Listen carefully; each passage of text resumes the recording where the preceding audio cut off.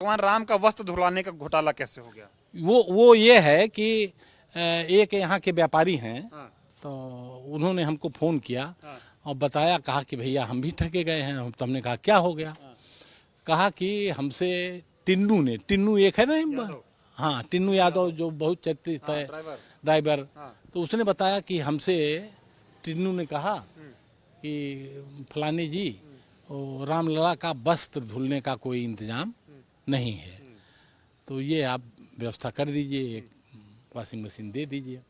तो ये गया, यही एक बाबा एजेंसी है, सरदार की है, मतलब प्रतिष्ठित दुकान है इलेक्ट्रॉनिक्स की। तो वहाँ से वो 32 या 35 हज़ार, अब हमको एग्जैक्ट याद नहीं है, 5-6 दिन हो गया।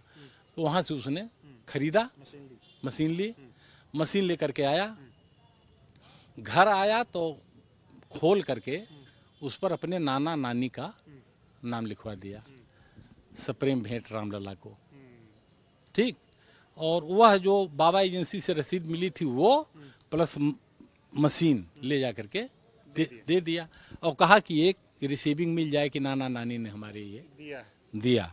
तो उन्होंने कहा मिल जाएगा यार, आप तो यही हो, घर को हो, आज मिल जाएगा, कल मिल जाएगा। कुछ दिन बाद जब इसने तगादा किया तो उन्होंने रसीद देने से मना कर दिया, आनाकानी की। तो ये घुस गया, पता लगाया तो पता चला इसके नाना नानी का नाम खुरीदी है उस पर से। अब किए क्या होंगे, जो आशंका है किए ये होंगे कि अपनी एक रसीद कटवा ली होंगे, टेल करके पेल दिए होंगे 35 हज़ार टिन्नू महाराज। तो ये घोटाला नहीं हुआ? घोटाला ही हुआ। है? अच्छा, अब ये बताइए, पूरा मामला तो चल ही रहा है, लेकिन जिस तरह से 5-6 तारीख को खुलासा हुआ और उसके बाद एसआईटी गठित हुई, 8 लोग गिरफ्तार हुए, 8 लोग के ऊपर एफआईआर है, पूछताछ हो रही। मोटा मोटा अब ये बताइए, जो मेन आरोपी हैं, जिन पे सबसे बड़े सवाल खड़े हो रहे हैं, जो मालिक हैं, कहा जा रहा है छोटी मछलियां नहीं, जो बड़े बड़े मगरमच्छ हैं, अब इनका क्या होगा? मोदी जी कब बोलेंगे? इन चीजों पे थोड़ा बता। देखिए, मेन कौन है अब यह बताने की जरूरत नहीं है।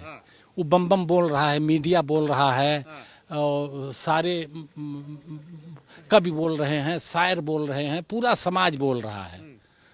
एसआईटी क्लीन चिट दे दे उनको, जिनके बारे में लोग जान रहे हैं, क्लीन चिट दे दे, तो इसका मतलब वो निर्दोष नहीं हो गए।